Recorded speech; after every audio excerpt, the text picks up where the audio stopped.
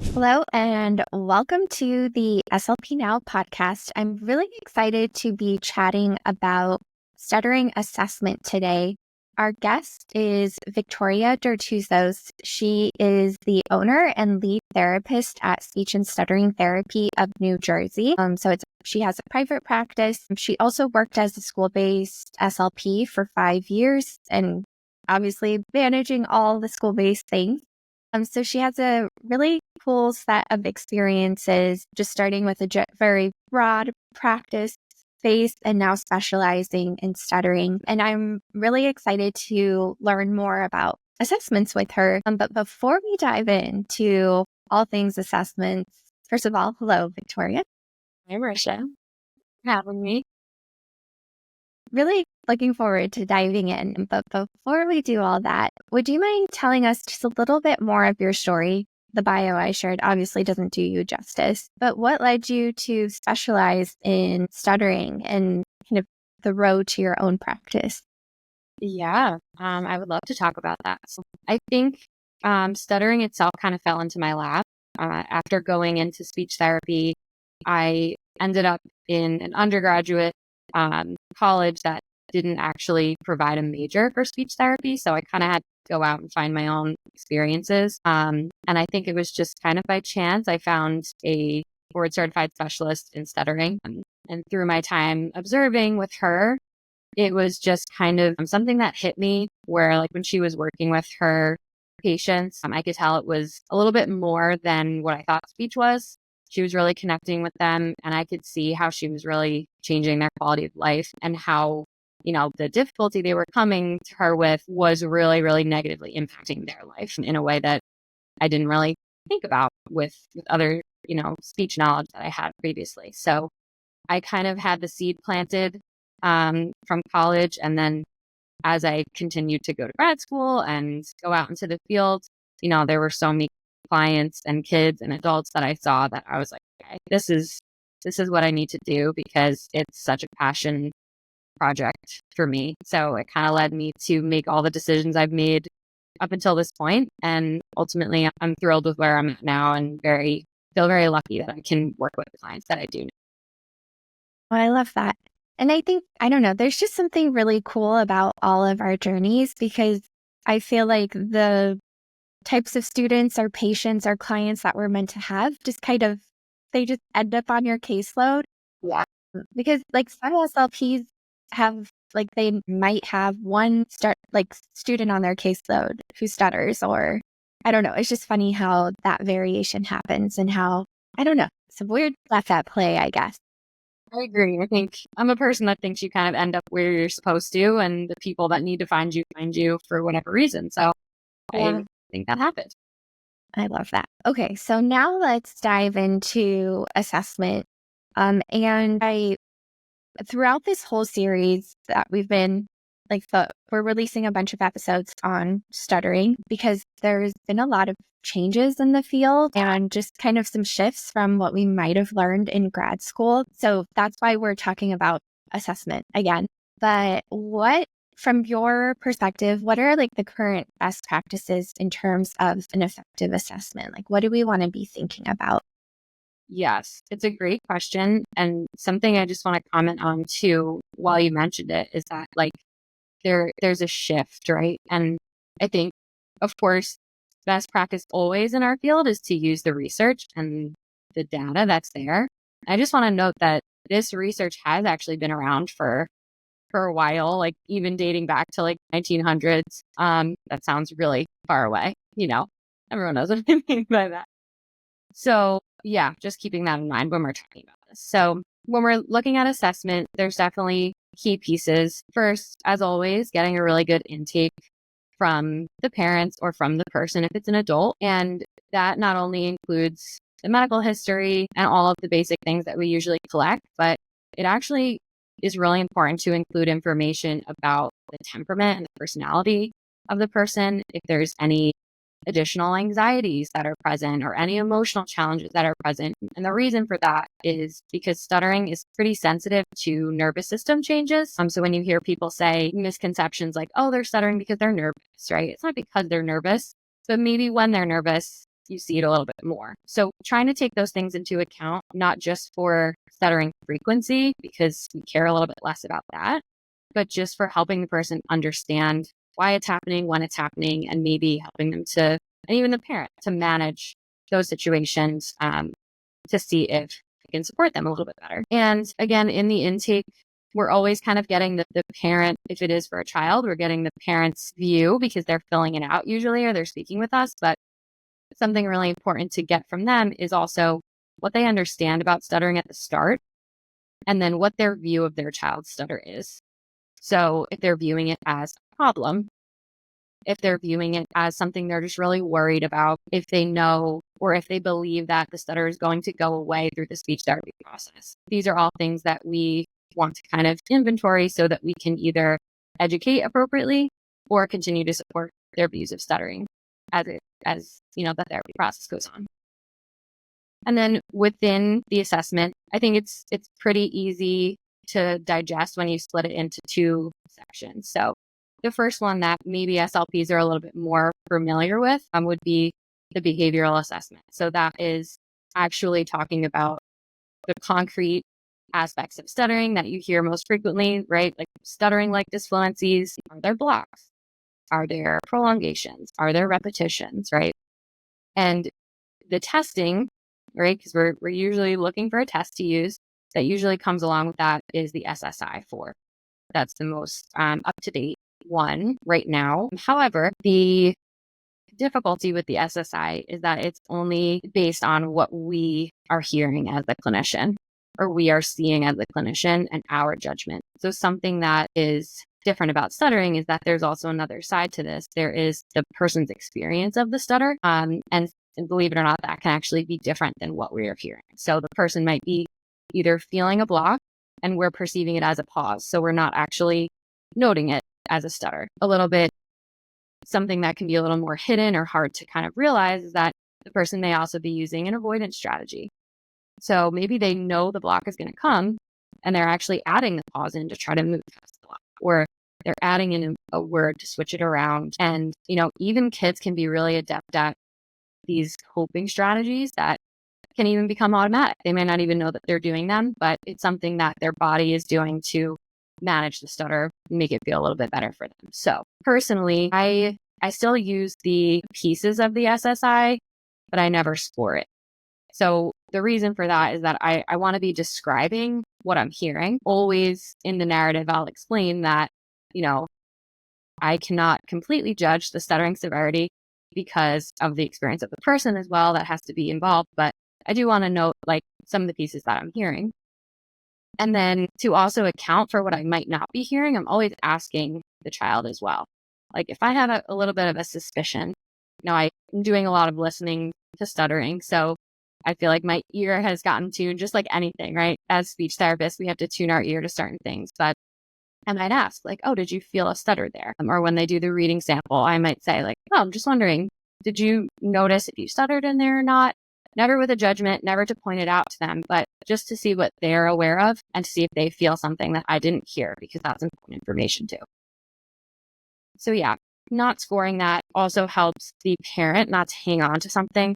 Because a lot of times we'll get a question from parents that is, okay, well, how bad is it, right? And they're using these judgmental words too. But if we tell them the stutter is moderate or the stutter is very mild, right?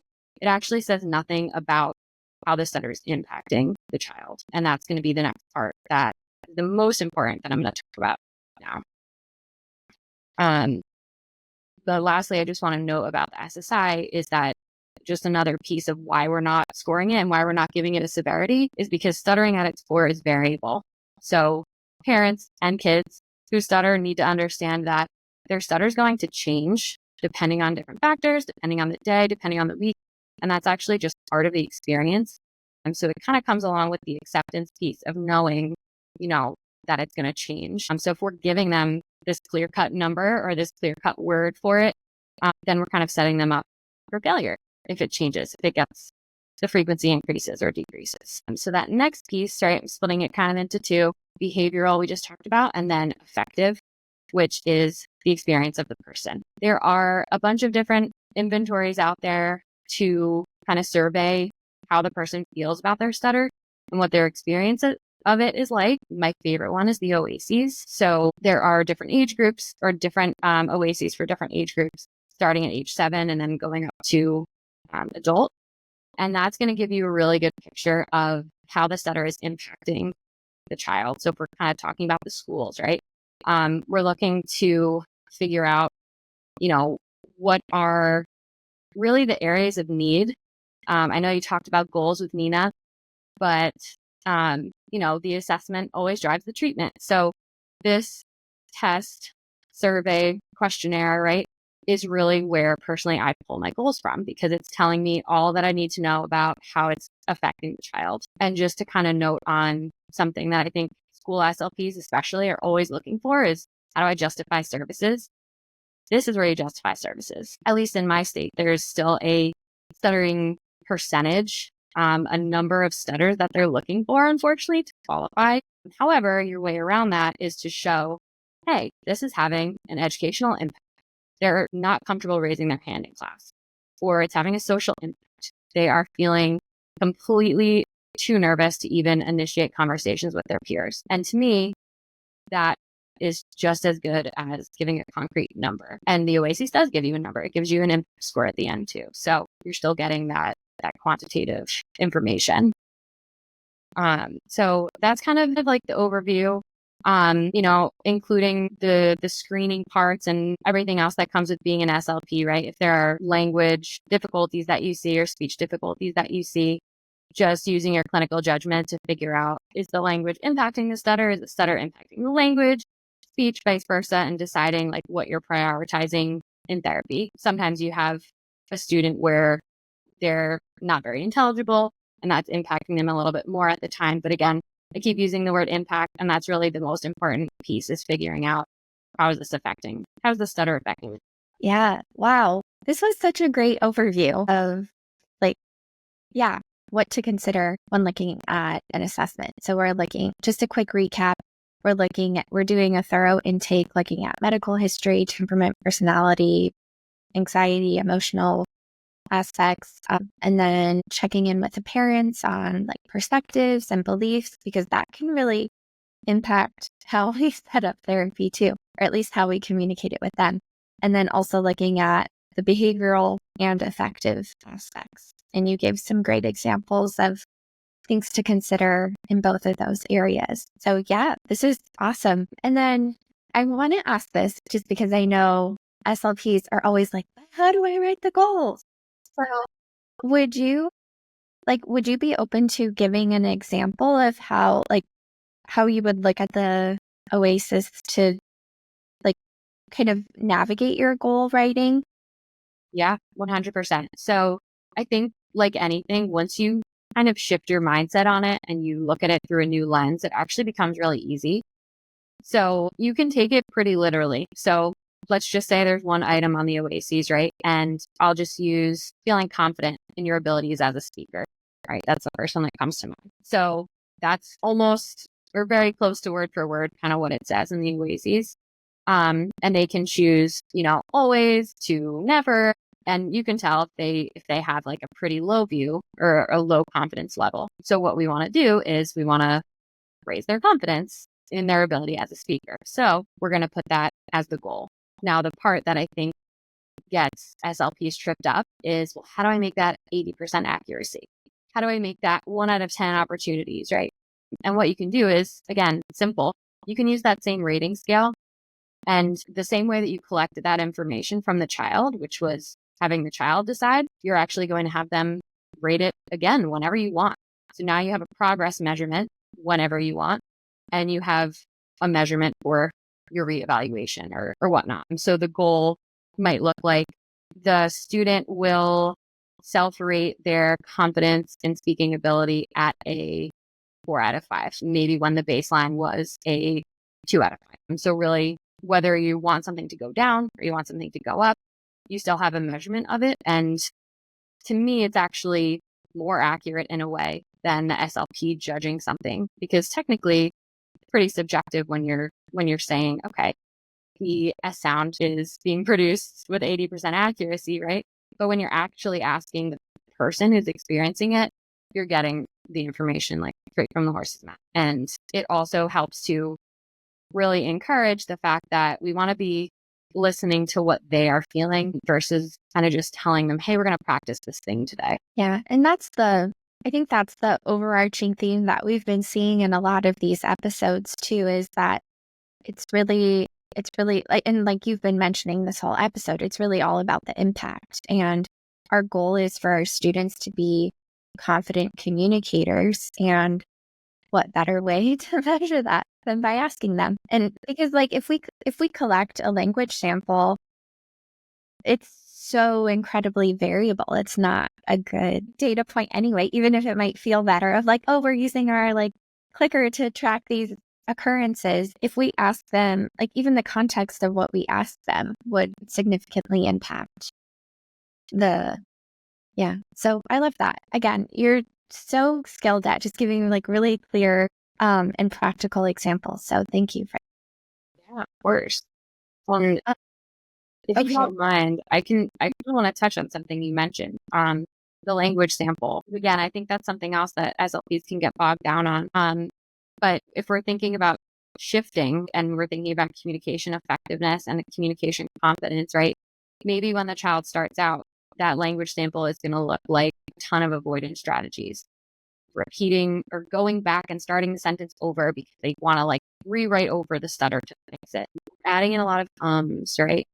And in reality, if the child just stutters and lets it out and doesn't use any of those things, the language sample is going to look different, but it's actually not going to change how many stutters are in it. But you'll probably increase confidence, you'll increase communication effectiveness, and things like that. So that's kind of what we're looking for. Yeah.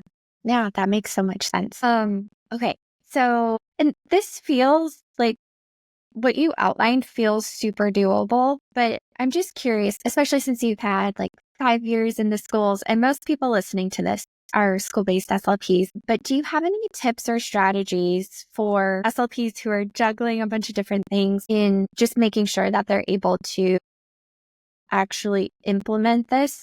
Like it feels really practical, but do you have any like tips or strategies that might make it a little bit easier?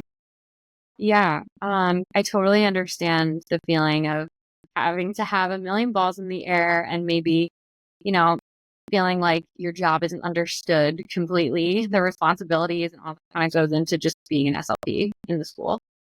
Um, I think that thinking about the whole picture, right? We talk about that with like any student, just trying to keep the mindset that you're treating the whole child. So keeping that open mind when you're going into the assessment, like I mentioned, when you're talking with the parents, even when you're talking with the teacher, um, that's an important part I missed in the intake, just seeing how the child functions in the classroom and then what they notice. And again, of course, hearing from the child.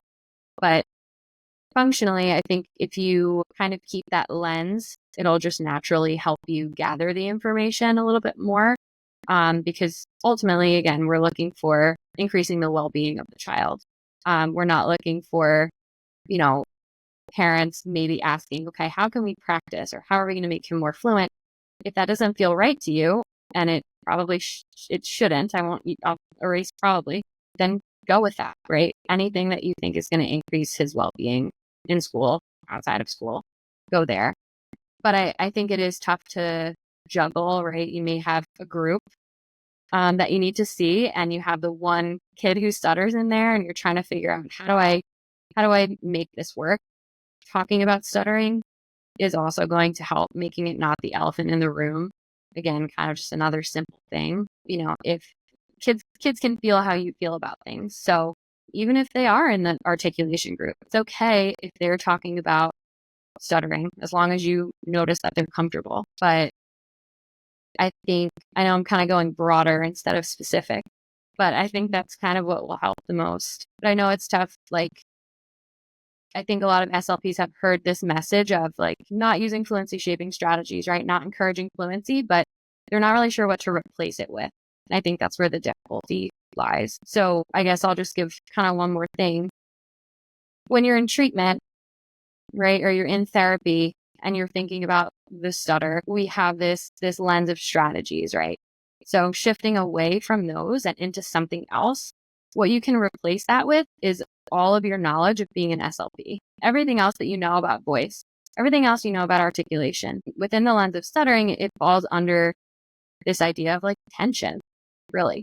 So how can you help the child with the underlying message of your stutter's not going to go away, it's going to be there, but let's work and play with your speech system so that we can make it feel better. And it doesn't need to be called an easy onset. It doesn't need to be called stretchy speech, right?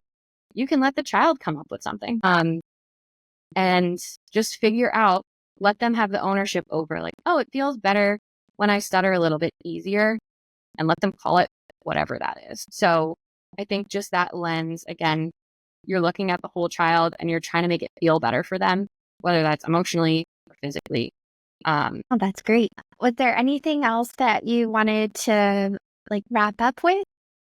I mean, I feel like you did a phenomenal job going through assessment. And I feel like SLPs will have, if you check out the show notes, anyone listening, there's a link in the episode description. You'll find just like a quick outline of what we talked about. So you can use that to create your own little assessment checklist, as well as links to some of the assessments and all of that. But yeah, was there anything you wanted to add, Victoria? I think I touched on a lot, but I guess just to kind of leave everyone with like the messaging that you're sending to both the child and the parents and the teachers and the staff in the school, right? Understanding that stutter is part of the way this child communicates.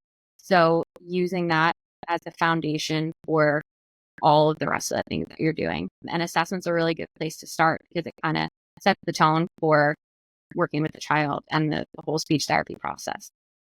Yeah, that is so true, because if based on the types of questions we're asking and just what the assessment looks like and also how we report it, that'll really shift how parents and teachers and the student are kind of being introduced to the intervention too. So yeah, this is where it all starts. Yes, 100%.